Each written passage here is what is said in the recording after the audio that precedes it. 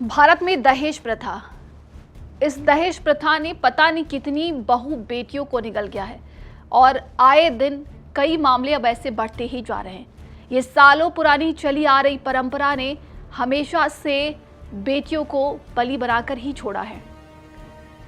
शादियों में अक्सर बड़ी बड़ी डिमांड्स होती हैं और अगर वो पूरी नहीं की जाती हैं तो बेटियों को परेशान किया जाता है, बहुओं को परेशान किया जाता है और इसकी वजह से मामला इतना बढ़ता है कि उनकी मौत ही हो जाती है, उनकी हत्याएं कर दी जाती हैं। आपको बता दें कि एनसीआरबी की एक रिपोर्ट के मुताबिक हम बात करते हैं 5 साल में 35,000 से अधिक हत्याएं हुई हैं और हर दिन 20 महिलाओं की दहेज के लिए हत्या कर दी जाती है। आप ये आंकड़ा सोचिए कि 5 साल में ये पूरा आंकड़ा सामने आया है, लेकिन इसके पहले की अगर हम बात करते हैं तो कितनी हत्याएं हुई होंगी।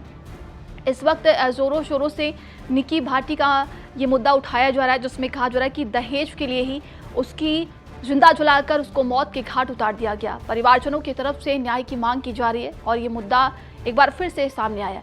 इस आधुनिक दौर में जहां बहू बेटियों और लड़के, अगर लड़कों की बात करते हो तो उनमें कोई फ़र्क नहीं समझा जाता है, लेकिन फिर भी दहेज प्रथा एक ऐसी चीज़ है जो समाज में दिखावे के लिए एक दूसरे को धन प्रदान किया जाता है, आदान प्रदान किया जाता है और ये दहेज प्रथा किसी के लिए गले की हड्डी बनकर उभर कर सामने आता है, जिसमें किसी की बहू और बेटी को जिंदा जला भी दिया जाता है।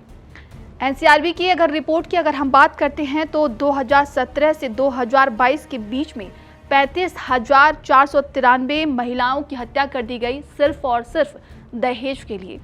और आंकड़े की अगर हम बात करते हैं तो एक दिन में 20 महिलाओं की हत्या की जाती है भारत में।